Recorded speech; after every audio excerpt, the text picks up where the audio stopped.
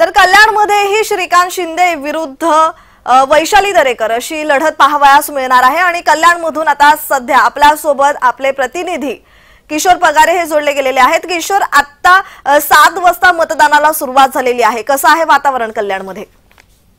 नक्कीच प्रज्ञा, ज्या पद्धतीने लोकशाहीचा हा उत्सव होऊ घातलेला आहे। मी आता डोंबिवलीमध्ये आहे। इथे सवाई जोशी विद्यालयामध्ये आता राज्याचे कॅबिनेट मंत्री रवींद्र चव्हाण हे येत आहेत, त्यांचं इथे मतदान आहे।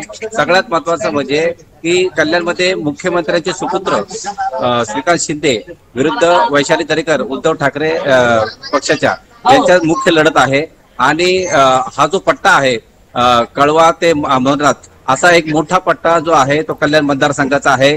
22 लाख मतदार इथे आहेत आणि सगळ्यात महत्त्वाचं म्हणजे की ह्या मतदान केंद्रावर जवळजवळ 1960 मतदान केंद्र असणार आहेत।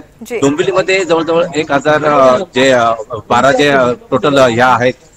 एकंदरीत याच्यामध्ये सीसीटीव्ही कॅमेरा असतील किंवा पोलीस यंत्रणा असेल, ही सगळी यंत्रणा जी आहे ती व्यवस्थित करण्यात आलेली आहे आणि जास्तीत जास्त प्रशासनाने इथे काळजी घेतलेली आहे। सगळ्यात महत्त्वाचं म्हणजे हा एक वेगळा मुद्दा म्हणजे शिवसेनेमध्येच 2 गटामध्ये जी फूट झाली होती, याच दरम्यान कुठेतरी ही वेगळी लढाई दिसते। जी जी किशोर, स्वतः यासाठी कल्याण आणि ठाण्यासाठी मोदींनी सभा घेतली होती, त्यानंतर राज ठाकरेही या सभेसाठी उपस्थित होते।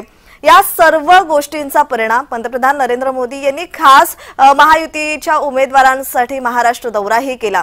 ह्या सर्व गोष्टीचा परिणाम मोदींचा इथे प्रभाव दिसून येतोय का? नक्कीच महायुतीचे जे उमेदवार असतील डॉक्टर श्रीकांत शिंदे किंवा कपिल पाटील जे भिवंडी मतदारसंघाचे, यांच्यासाठी कल्याणमध्ये पंतप्रधान नरेंद्र मोदी यांनी सभा घेतली होती। याला एक मोठा जनसमुदाय लोटला होता, जवळजवळ लाख म्हणजे जनता आली होती आणि या अंतर्गत काहीदा मोठा परिणाम इथे होऊ शकतो। परंतु उद्धव ठाकरे सुद्धा इथे आले होते, ते सुद्धा पावसात भिजले होते, त्यामुळे एक राजकारणाला एक वेगळं वळण आलेलं आहे।